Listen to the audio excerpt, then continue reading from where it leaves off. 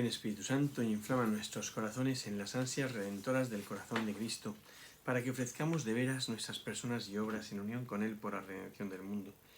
Señor mío y Dios mío Jesucristo, por el corazón inmaculado de María me consagro a tu corazón y me ofrezco contigo al Padre en tu santo sacrificio del altar, con mi oración y mi trabajo, sufrimientos y alegrías de hoy, en reparación de nuestros pecados para que venga a nosotros tu reino. Te pido en especial por el Papa y sus intenciones, por nuestro obispo y sus intenciones, por nuestro párroco y sus intenciones. Oh Señora mía, oh Madre mía, yo me ofrezco del todo a ti. Y en pleno de mi fiel afecto te consagro en este día mis ojos, mis oídos, mi lengua y mi corazón. En una palabra todo mi ser, ya que soy todo tuyo, oh Madre de bondad. Guárdame y defiéndeme como cosa y posesión tuya. Amén. Nuestra Señora de los Apóstoles ruega por nosotros. Vamos a continuar contemplando en este día que la Iglesia celebra algunos santos especialísimos como San Pedro de Alcántara o los mártires canadienses, cuyo martirio es espectacular y uno puede leer en el libro Entre dos piedras rojas del Canadá, que es impresionante, está en PDF, o sea que se puede leer fácilmente, es espectacular. Bueno, pero vamos a leer el Evangelio que la Iglesia nos propone para el día de hoy, y dice así. En aquel tiempo dijo el Señor: ¡ay de vosotros, porque edificáis los sepulcros de los profetas que vuestros padres mataron! Por tanto, sois testigos y estáis de acuerdo con las obras de vuestros padres, porque ellos los mataron y vosotros edificáis. Por eso dijo la sabiduría de Dios: les enviaré profetas y apóstoles, y algunos los matarán y perseguirán, para que se pida cuenta a esta generación de la sangre de todos los profetas derramada desde la creación del mundo, desde la sangre de Abel hasta la sangre de Zacarías, el que pereció entre el altar y el santuario. Sí, os aseguro que se pedirá cuentas a esta generación. ¡Ay de vosotros, los legistas, que os habéis llevado la llave de la ciencia! No entrasteis vosotros, y a los que están entrando se lo habéis impedido. Y cuando salió de allí, comenzaron los escribas y fariseos a acosarle impecablemente y a hacerle hablar de muchas cosas, buscando con insidias cazar alguna palabra de su boca. Es impresionante este evangelio donde Jesús como que se coloca ya frente a los escribas y fariseos con una fuerza impresionante, ¿no? Y les hace entender que forman parte de un pueblo de incrédulos que se resiste a la palabra de Dios. Es una cosa muy seria, ¿no? Un pueblo de incrédulos que se resiste a la palabra de Dios, que ya desde antiguo sus padres se resistieron a la palabra de Dios, ¿no? Por eso dicen, o sea, formáis parte de esta misma tradición que es un misterio de iniquidad, de maldad, porque no queréis convertiros, porque ya desde la antigüedad Dios iba enviando a vuestros padres distintos mensajeros que le anunciasen la palabra de Dios, distintas personas que le hablase al pueblo de lo que Dios quiere hacer con él y todo esto, y no habéis querido, ¿no? Y os resistís a la evangelización, os resistís a que el Señor pueda entrar en vuestra vida, os resistís a que el Señor pueda iluminaros, y hacéis lo que hicieron vuestros padres, que es matar a los profetas. De hecho, hay una serie de parábolas que están como en el trasfondo de esta parábola, ¿no? Perdón, de esta queja de Jesús, una parábola, por ejemplo, los viñadores homicidas, que a unos matan, a otros apalean, ¿no? O, por ejemplo, la parábola del banquete de bodas, donde el rey manda a los criados para la boda de su hijo, y unos se van, otros se excusan y tal, pero otros maltratan y apalean a los enviados, a los criados, hasta que los matan. O sea, es una palabra fuerte, ¿no? Pues aquí dice lo mismo Jesús, ¿no? Dice ay de vosotros, esos son los ayes, ¿no? Ay de vosotros porque edificáis los mausoleos, los sepulcros de los profetas que vuestros padres mataron. Por tanto, sois testigos, y estáis de acuerdo, colmáis con vuestras obras las obras de vuestros padres. Ellos matan a los profetas y vosotros les hacéis mausoleos. O sea, os hacéis como prolongadores de la hipocresía. Es tremendo esto de prolongadores de la hipocresía, ¿no? Vuestros padres, que eran hipócritas, ¿no? No resistían a los profetas y los quitan de en medio matándolos, y vosotros después les edificáis mausoleos. Eso sí, pero no os dejáis interpelar por sus palabras, ¿no? No os dejáis convertir, ¿no? Vosotros edificáis esos mausoleos. Y dice Jesús, por eso dijo la sabiduría de Dios. Me hemos estado en buscar, a ver, ¿dónde dice la sabiduría de Dios esto? No lo dice. No, o sea, como tal, Jesús no está citando a ninguna palabra concreta de la Escritura y sin embargo está haciendo una interpretación muy libre de la palabra de Dios, del Antiguo Testamento, ¿no? Entonces, él, que es la palabra de Dios, la sabiduría de Dios, interpreta los dichos de la sabiduría. Claro, sí que es verdad que en el Antiguo Testamento se ve una oposición, una tensión, un rechazo de los profetas, por ejemplo, Jeremías. Jeremías muestra lo que le maltrata el pueblo porque predica la palabra de Dios. El pueblo no quiere escuchar la palabra de Dios, pero Jeremías, Miqueas, hay un montón de profetas que tienen que experimentar la oposición del pueblo solo por ser fieles a la palabra de Dios, solo por predicar la palabra de Dios. Bueno, y eso les pasa un verdadero calvario, ¿no? Entonces, lo que dice Jesús es, mirad que vuestros padres son unos hipócritas, porque hablan de los profetas, pero luego se los cargan, y vosotros, sin dejaros interpretar por el mensaje, edificáis mausoleos a los profetas, sepulcros a los profetas, pero estáis, o sea, no os dejáis interpretar por la predicación. Entonces mostréis vuestra maldad. Ojo que nos puede pasar a nosotros esto, que hablemos de la belleza del Evangelio, la bondad del Evangelio, de la palabra de Dios, la sacamos en procesión en nuestras celebraciones, pero ¿cuánto nos dejamos interpelar? ¿Cuánto dejamos que la palabra de Dios incida en nuestra vida y se convierta en el criterio de verdad de nuestra vida? O sea, un San Francisco de Asís que escucha de Dios que hay que reparar la iglesia que amenaza ruina, decide medirse con el Evangelio. Y esa medición provoca, o sí produce, el gran Francisco de Asís. Tú y yo, ¿cuándo nos hemos medido con el Evangelio? Cuando hemos mirado si nuestra vida de verdad encaja en el Evangelio sin glosa, o sea, sin andar como interpretando el Evangelio. No, el Evangelio puro y duro. Puro y duro. Coge el Evangelio y mide tu vida ahí. Mira a ver si pegas algo en el Evangelio. Yo creo que esto es un tema muy importante. Cuando llega la Navidad, la gente pone el Belén y muchas veces nuestros misterios, nuestros nacimientos, el Belén, cero, es un poco anacrónico porque ponen pastores napolitanos yendo a adorar al niño, gente a veces hasta actual yendo al portal, ¿no? Y hay veces que uno está mirando un portal de Belén que ha hecho alguien y oye un comentario, ese no pega nada ahí, ¿no? Y yo pienso, si yo pusiese mi vida, si yo me metiese ahí en el portal de Belén, ¿pegaría en algo? ¿Encajaría de alguna manera? ¿O mi vida desentonaría a lo bestia con el portal de Belén porque no encajo, ¿no? Entonces midámonos, ¿no? Midámonos. Pero midámonos con una medida efectiva, no solo afectiva. No es solo diciendo, cómo me gusta, qué bonito esto que dice el Evangelio, pero qué preciosidad, el nacimiento del niño Jesús, qué bonito. Porque luego vas a medirte con la pobreza de Belén o no. Qué gozada la encarnación. ¿Te vas a medir con la humillación de Nazaret o no? Qué impresionante la pasión. ¿Te vas a medir con el amor de Cristo que lleva hasta la muerte o no? Claro, este es el tema. Este es el tema, ¿no? Porque si no nos quedamos pues en esta queja que dice Jesús contra la hipocresía de los escribas y fariseos, ¿no? Y así lo dijo la sabiduría de Dios. Les enviaré profetas y apóstoles.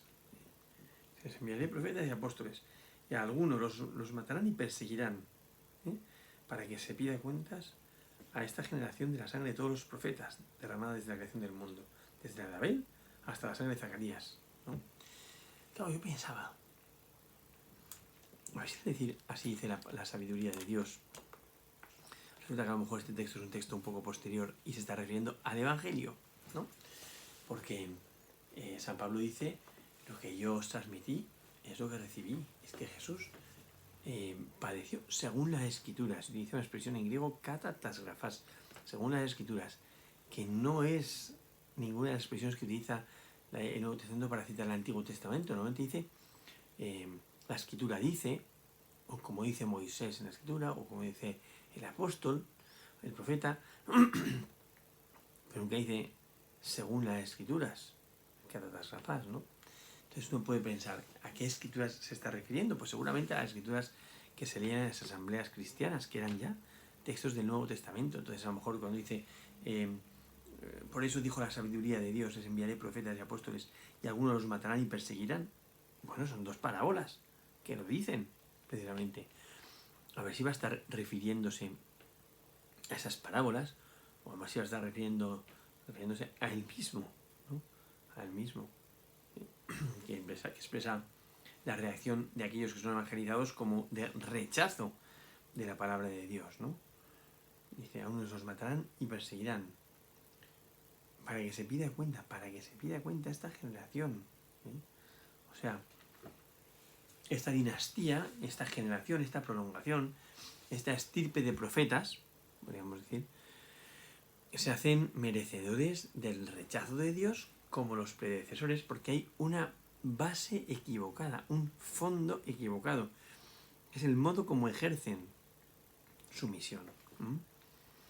Es un modo corrupto de ejercer la misión, porque predica la belleza de lo que nos dicen los antiguos, pero justifica la actitud de sus padres que rechazan a los profetas, ¿no? Entonces con su acción están sí, mostrando pues la mentira en la que vivían sus padres, ¿no? Esta generación muestra la mentira de los padres, ¿no? Por eso dice, se pedirá sangre, cuenta de la sangre de todos los profetas desde la creación del mundo, desde la de Abel, que no era profeta como tal, hasta la sangre de Zacarías, el que pereció entre el altar y el santuario. Qué bonito esto, si se les pedirá cuentas, sí os aseguro que se pedirá cuentas a esta generación, ¿no? O sea, al final cada uno es responsable de su propia acción, pero el tema es que esta generación es responsable de su acción porque incluso viendo lo que la historia muestra de los profetas, no se han convertido. O sea, se han fortalecido o reivindicado o asentado más todavía en el puesto que han elegido, que es el de un control de lo religioso sin dejar que la palabra de Dios a ellos les denuncie y les cambie. Entonces, les dice esto, que es impresionante, ¿no? Con mucha fuerza. Hay de vosotros, esto es impresionante, hay de vosotros los legistas, los doctores de la ley, escribas y fariseos, todos, ¿no? Hay de vosotros los legistas, que os habéis adueñado, os habéis llevado la llave de la ciencia. Os habéis llevado la llave de la ciencia. No entrasteis vosotros por esa ciencia e impedid a los que están entrando seguir. A los que están entrando os lo habéis impedido. Es impresionante esto, es una acusación gravísima, que yo muchas veces pienso, cuando medito este evangelio, porque el evangelio es palabra de Dios, con lo cual está dicho a mí. Entonces yo me pregunto, Javier, ¿te has adueñado de la palabra de Dios? ¿O estás permitiendo que otros comprendan la palabra de Dios y se metan en la palabra de Dios y que se dé un encuentro de cada uno con la palabra de Dios? Por eso yo creo que es importantísimo. No solamente escuchar un comentario, a mí me hace gracia cuando oigo los comentarios de la gente que comentan los comentarios, esto parece un juego de palabras, pero es la realidad, pienso, pero nos vamos a dejar interpelar, ¿no? La gente muchas veces hace como no sé cómo decir, como baremos, como un ranking de comentarios. Pues yo os comentaba el comentario de Perico, yo el de el padre no sé cuál, pues yo el de no sé dónde, el de la página web de no sé qué, porque está plagado. Cada uno que escuche lo que le ayude. Pero no vale solo comentar cuál te ha parecido más bonito. Porque yo eso digo a la gente comentar cuál le ha parecido más bonito y la pregunta, que no la hago porque muchas veces me corto, pero me gustaría decir es, ¿por cuál de ellos por fin va a incidir en tu vida? ¿De cuál de ellos te vas a fiar por fin y vas a decidir cambiar de vida? Y vas a dar un espacio al Señor y vas a hacer tú el recorrido de la palabra de Dios y vas a dedicar un tiempo. ¿Cuándo? Porque si no es una lectura, pues como a los escribas y fariseos, ¿no? Que no reacciona. Entonces te has adueñado de la llave del poder y no entrasteis, y a los que están entrando se lo pedís. O sea, adueñándoos de la palabra de Dios, habéis impedido el acceso de los demás a la palabra de Dios. Entonces es una cosa muy gorda, porque te conviertes en un obstáculo de la revelación. O sea, La revelación es el diálogo de un Dios que sale al encuentro del hombre y tú te has convertido en el obstáculo para esa revelación, ¿no? O sea que tú mismo dificultas el que los demás se acerquen a la palabra de Dios. Eso es gravísimo. ¿Eh? Y hemos de ser cauce de encuentro de la gente con el Señor, ¿no? Y por eso termina diciendo, que es muy fuerte, dice, cuando salieron de allí, comenzaron los escribas y fariseos a acosarle implacablemente, haciéndole hablar de muchas cosas, buscando con insidia cazar alguna palabra de su boca, ¿no? Y claro, aquí se va a manifestar esa grandeza del Señor, esa absoluta libertad del Señor, esa preeminencia del Señor sin duda, ¿no? Donde muestra que no se le va a pillar, que eres la palabra de Dios, ¿no? Y que habla con autoridad, y que conoce lo que dice, y que su vida corrobora aquello de lo que habla, con lo cual no vas a conseguir pillarme, eso está diciendo el Señor, no me vas a conseguir pillar en estas palabras que diga, porque dice que en ese momento, cuando Jesús les dice, ni entráis, o sea, ni habéis entrado ni dejáis entrar, ojo con el tema de la palabra de Dios, se ponen a preguntarle sobre muchos temas de la palabra de Dios, ¿no? Buscando pillarle. O sea, al final, cuando Jesús los denuncia, les delata, se manifiestan en toda su fuerza, que es, utilizan la palabra, en vez de para acercarse a Dios y que los demás se acerquen a Dios, utilizan la palabra como un arma arrojadiza a ver si puedo cazarte en alguna palabra que digas. ¿Eh? Y entonces los escribas y fariseos se manifiestan así como los herederos de sus padres que mataron a los profetas, porque aquí, que Jesús les está denunciando con su palabra, esto es una acción muy típicamente profética, el anuncio y la denuncia, a ellos les molesta, ¿y qué es lo que hacen? Ver cómo pueden acabar con Jesús. Se hacen herederos de sus padres, que mataron a los profetas, que apaleaban a los profetas, ¿no? Hasta dejarlos muertos o medio muertos, ¿no? Y luego ahora los hijos construyen sus mausoleos. Lo que viene a decir es, sí, vais contra mí, y luego otro vendrá que dirá, ay, qué bueno era Jesús, un profeta del judaísmo. Y ya está, ¿no? Pues no puede ser esto. O sea, ha llegado el tiempo de responder. Y cuando les dice que ha llegado el tiempo de responder, ellos se revuelven como hidras. Claro. En cuanto queremos que la palabra de Dios, y alguien la utiliza así, nos denuncie, nos revolvemos. ¿Por qué? ¿Por qué no queremos? Simplemente no queremos cambiar. ¿Eh? Entonces, hay una revolución interior que impide que de verdad yo me encuentre con el Señor. Es un tema muy serio. Es un tema muy serio. O sea, ¿de verdad voy a dejar que la palabra de Dios entre en mi vida y ordene? ¿O voy a ser como escribas y fariseos que convierto la palabra de Dios en un motivo para comentarios románticos? Y hacemos una reunión de gente que comenta románticamente la palabra de Dios, ¿no? Y la gran pregunta que hay que hacer siempre es, ¿pero te vas a convertir? Porque si no, no vas a entender nada de la palabra de Dios. Si tu vida desmiente la palabra de Dios, no vas a entender la palabra de Dios. Es más, la palabra de Dios se convertirá para ti en algo incómodo y buscarás acabar con la palabra de Dios, como de hecho ha sucedido. Y como de hecho sucede. Sucede. Porque en ese momento va a suceder. Pues al final deciden cómo acabar con Jesús. Y van a pillar a Jesús. Le acosaban con preguntas insidiosamente o malvadamente, ¿no? Porque querían querían cazarle en alguna palabra, ¿no? Entonces le hacen hablar de todo. Ahora, es verdad que, aunque aquí diga eso y entonces nos dé como una cierta inquietud, digamos, pobre Jesús, le hacen hablar de todo y tal, ¿no? A mí me parece que Jesús habla con una libertad de lo que quiere y cómo quiere, de lo que cree que es mejor para la humanidad y cómo cree que es mejor para la humanidad, de tal manera que no le vas a pillar al Señor, ¿no? Y estos intentan ir a cazarle, ¿no? Estamos en el capítulo 11 del Evangelio de San Lucas, ¿eh? O sea, que quedan es hasta el capítulo 24, quedan 14 o 13 capítulos para la pasión, muerte y resurrección. Pero ya desde el principio hay como una especie de caza de brujas, ¿no? O sea, de insidia, de amenaza, de persecución a Jesús. Y Jesús tiene que ser muy, muy, muy cauto, ¿no? Sed sencillos como palomas, pero astutos como serpientes. Y Jesús tiene que ser muy astuto para poder resistir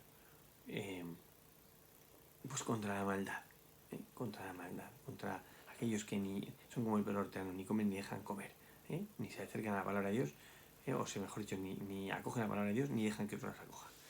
Gloria al Padre, al Hijo y al Espíritu Santo, como era en el principio, ahora y siempre, por los siglos de los siglos. Amén.